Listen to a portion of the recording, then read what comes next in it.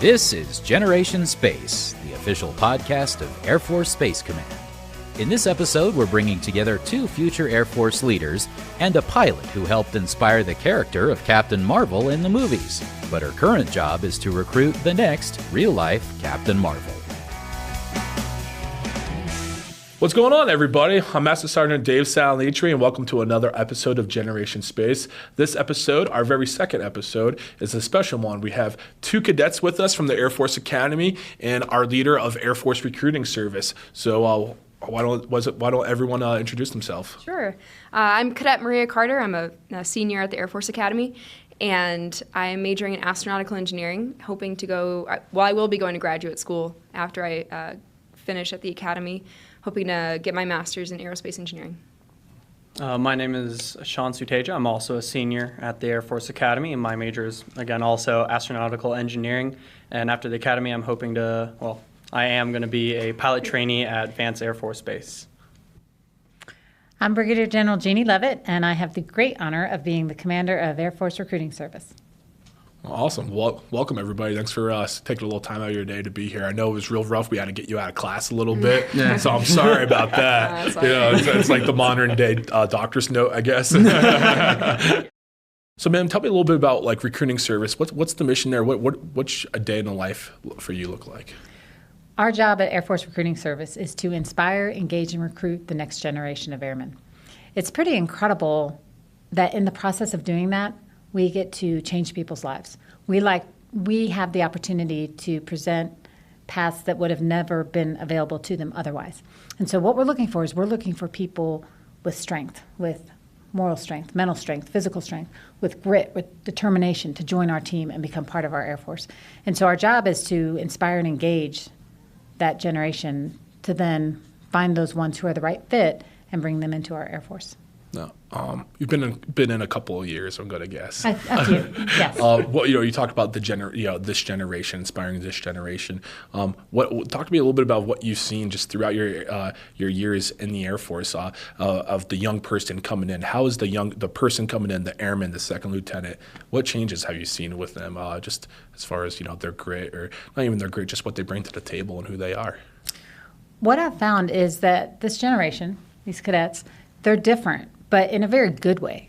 They grew up differently. I did not grow up in the world of cell phones or even the internet. Mm-hmm. My children are always surprised when they go, how was there no internet? How's that possible? What did you do? It wasn't a thing yet. What were cartridges so like? The fact that they grew up in this world and they're used to, a different environment in terms of how they process communication and how they do some of these things, it's a different world. They were digital natives. They grew up in a digital world. I did not.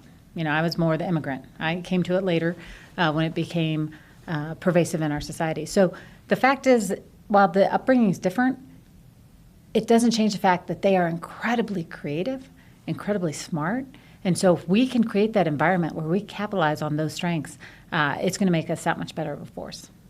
How do y'all feel about that? So there's a great TED Talk, Simon Sinek. I don't know if you know the name at Absolutely. all. I do know him. Yes. So he came to speak to us at NCLS, which is this kind of a character leadership symposium that we have every year. Mm-hmm. And he talked about what exactly that means with us having technology, and it's instant gratification.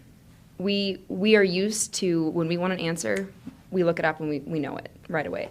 And that's what's different about the generations is that older generations, they had to wait, for an answer, or they had to, wait to check out a book at the library, right. Open up the encyclopedia. And what that means is that we're not staying in jobs as long because we're not seeing that instant gratification. So I think something important about the Air Force is that they have to fight to keep.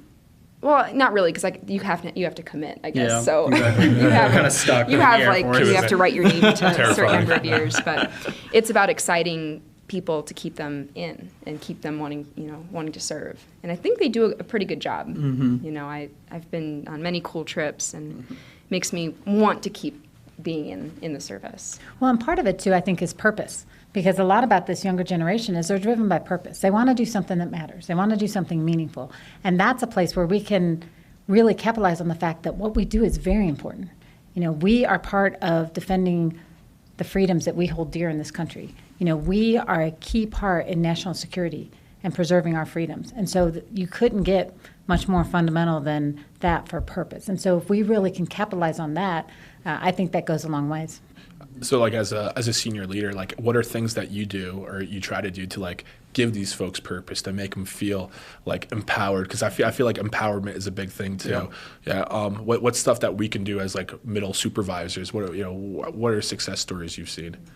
We need to create the environment where everyone feels valued, where they feel that their opinion matters, that their ideas are welcome, because so many times the person closest to a process knows the best way to fix it, because they're the ones that deal with the issues that it brings every single day. And so if we have an environment of dignity, of respect, of teamwork, of mutual support, where people go, you know what, I have an idea, and they feel comfortable raising their hand and raising that idea, I think that's really powerful. And if supervisors at all levels create that environment and listen to their airmen and give them the opportunity to make positive change, it's very rewarding. So I got to hear Chief Wright the Chief Master in the Air Force, talk a little bit about the frozen middle, and that's it's usually the second or third like line of supervision. And he says, hey, we have these folks that give us great ideas who are working close to the subject matter, but sometimes we feel like we're like, whoa, pump the brakes a little bit, don't take this idea straight up, like let me filter it. And then that happens enough where our folks, they feel like they don't want to come to leaders with ideas. And he said, we got to get rid of that. And I think that's just such a culture, not a culture, like I feel like it's been going on, but it was so great to hear a leader say that. I don't know, just being like a tactician kind of deal, I feel like that was awesome to hear. Like, what are the things that you guys have heard like at the academy, or things you've seen? Have you been able to come up with like, innovation's a fun word, but like it's a good thing. Have you had opportunities to really like own a project or make a change? Yeah, I mean, for us too, since we're astro-majors, we got to work in the FalconSat program where we're delivering an actual Air Force asset with like a technology demonstrations platform satellite. And for us too, we've actually been able to come up with our own ideas when it comes down to small projects. Like we're both on the sun sensor team as well as the range safety team. Mm-hmm. And so we were actually able to contribute a lot to this one Air Force asset. And we had a lot of autonomy when it comes down to, thinking of new ways to get through these projects. And so I think our department has empowered us in that way and has actually kind of led our motivation because of the fact that they let us do whatever we need to do to get the job done. The FalconSat program, and that, I mean, I'm a little fuzzy on it, but that's a program where you actually get to fly satellites, don't you? I mean, you really get to learn about space and geosynchronous orbit and things like that. Mm-hmm. But you're going to be a pilot, but now you're learning about space. I mean, that's such a culture change, I feel, to get such great space education at a young part in your career. What's that been like? Has that been? It is very groundbreaking. Not only do we fly them, we also build them. So a lot of this, I know of a satellite that we've put up that once the mission was over, it was still running, and so we passed it off to the space community to use for training. So that was Vandenberg and that was West Point. And they're using the satellite to train their own space cadets. So it's super cool what we've been able to do with these satellites. Since we are an amateur program, I guess, because every semester or every year we pass off this capstone project to another class. Some of the parts are built by like the Air Force Research Lab and just some other, we kind of gather help, but we are ultimately kind of in charge of designing it and launching it and then flying it at our own ground station at USAFA. And and I think it's really cool because, I mean, even though like I'm going to go be a pilot, and even then we have some astro-majors that are also going to be pilots, they're going to be engineers, and they don't necessarily are all going to work in space. But it's always good to learn about space because it's kind of our new frontier. It's our new domain that we need to, I guess, have superiority in. And so it's really nice learning all that stuff now, getting on the ground floor and kind of getting to where space is soon like it's going to be the next emerging domain. And so it's cool, even though as a pilot, like I get to understand all the satellite communication that happens with my plane or the GPS or whatever it is. And it's cool for both of us because it's an opportunity, again, just to learn how important space is later on in our Air Force career. Yeah, I mean, ma'am, having flown a couple missions here and there, I mean, I feel like what he's saying, I don't know if that was something that was being said that long ago. The fact that he's, you just connected, the flying community and space community. That's a really cool thing. I'm curious to hear a little bit about all the missions you've flown. Has space how has space been a factor for you, or what happened if space wasn't there and like the enemy was just like, sorry, fighter pilot, you don't have space anymore? That'd be pretty impactful, I'd imagine. Or space is foundational to everything we do in warfighting. And for the longest time, we've thought about it in the support function, right? We've thought about the fact that there's GPS, the fact that we have satellites that can see many things, all of these things that space provides. But quite honestly, space is something we must protect. I mean, this is not a matter of if other people weaponize space, it's just when these things happen. And so space is so foundational to what we do as a country, not just as a military, but as a country. We were just discussing the fact that if there weren't GPS, I would not want to be driving in any city right now. Terrifying. That'd be terrifying. No one knows how to pull out maps. I did that back in the day. What's a right. map? So it's foundational to not just the military, but to our society. And so I'm very excited for them because all of the opportunities that are in front of them, how much I think space will change in the next 10 or 20 years is going to be pretty incredible to be part of that. Well, man, what would be like your piece of advice, let's say, to these folks as they kind of go through their career, or even let's say like a young cadet who may be a pilot or maybe a space operator, they don't know yet. What would be your golden nugget to them? My advice would be to do the very best at whatever job you're doing right now. You always want to be open to new opportunities, and whenever a door opens, rush through it and seize the opportunity. But don't spend so much time saying, I want to do that, I want to do that. Do your absolute best at the job you have right now, and that will open up doors. That will create more opportunities. That's awesome. That's awesome. So I don't know if you all realize this, but you're kind of sitting next to someone who's pretty darn famous with have you heard of Captain Marvel by any chance? Mm-hmm. Maybe the Avengers, maybe ring a bell a little bit. So ma'am, I mean, that was kind of that. What was that like to have to see like the path you've paved almost be a foundational element to a movie that just broke, blockbuster records. What was that I really appreciate the fact that Disney and the Marvel team cared about being accurate in their portrayal of their character. Because the fact is, right now, the knowledge level in society is kind of low in terms of the military. They know of us, they appreciate us, they thank us for our service, but they don't necessarily know us. They don't realize what we're like. And so their sources of information are typically the media or Hollywood, and the media tends to focus on the negative stories because it draws more attention. Hollywood has their choice if they want to be accurate or not. There's no requirement. They're selling movie tickets, right? And the fact that Disney and Marvel cared and they reached out and wanted to be accurate in their portrayal of a female fighter pilot was pretty incredible. And it was fun. It was neat to see. The directors came out initially out to Nellis Air Force Base, where I was the 57th Wing Commander at the time. And we had some great discussions, and then they said, hey, can we come back? Can we bring the lead actress? And they brought Brie Larson out. No kidding. Oh, my gosh. And so it was great. She spent a few days with us, and we talked to them about all kinds of things. The specifics, the mechanics, like how you get in an airplane, what you do in the airplane, how you move, all of those types of things, but also what it meant to be an airman, what it meant to serve. And then we went ahead and put her up in the backseat of an F-16 so that she could experience firsthand what it felt like to be in a high-performance fighter aircraft. You didn't take her up? I did not. The Strike Eagles didn't have any extra lines, which is what I flew. So I flew her in the back of an F-16 with Kazi, who is a female. She was a female aggressor pilot. She has since PCS'd, but she was at Nellis at the time. They did take her up. Oh yes, she flew. How funny! Yeah, right. How funny. Right. What did she say? Did you talk to her afterwards? Was she feeling okay? Yeah. She did great. I've always just said she did great. And then when we were in the audience when she was on Jimmy Kimmel right before Captain Marvel was released, and he asked her, and she said, "Well, I threw up a lot." But she enjoyed it, and it was a wonderful opportunity for her to experience what it was like firsthand. I'm glad they seeked out that experience to try and get And they cared. They cared about having an accurate portrayal, which we really appreciated because there was no requirement to do that, but they wanted to do that.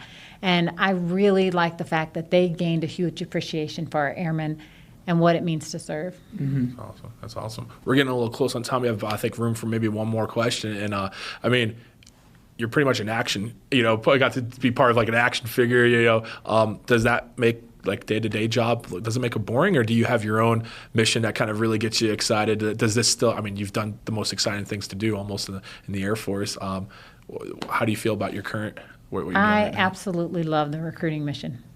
I knew nothing about it. I was pretty unfamiliar with recruiting before I came into this job. But the fact is that inspiration part, the engaging with the American public and inspiring people to dream big and work hard and follow their dreams. If I do that, I figure it's better for national security, whether they join the military or not. If they're inspired to do something great with their life. And the fact is, many of them learn about the Air Force and all the opportunities and want to join our team. And so it's incredibly rewarding. When I was with the Thunderbirds in my last job, the autograph line, people would ask, like, why do you still serve? And my answers were too long, so I had to shorten it. And so I'm like, okay, I've got to boil this down. So what I came up with is the reason I still serve is because I get to do amazing things with amazing people every day. And so I love the recruiting mission. That's awesome. That's awesome. Well, is there anything that, I know we've talked about a lot, is there anything you two want to throw out there, or anything that you want to just get out there? It's a big question. Yeah. Reader's Digest version. Let's pretend it's Twitter, 240 characters. I think I'll say the Air Force has definitely given me a lot of opportunities to excel and to kind of show off like what I can do. And I wouldn't have gotten that anywhere else. I actually owe great debt to the Air Force because, it's sent me overseas. It's given me the opportunity with FalconSat. It's given me lots of things to look back on and say, wow, I actually did a good bit in my life.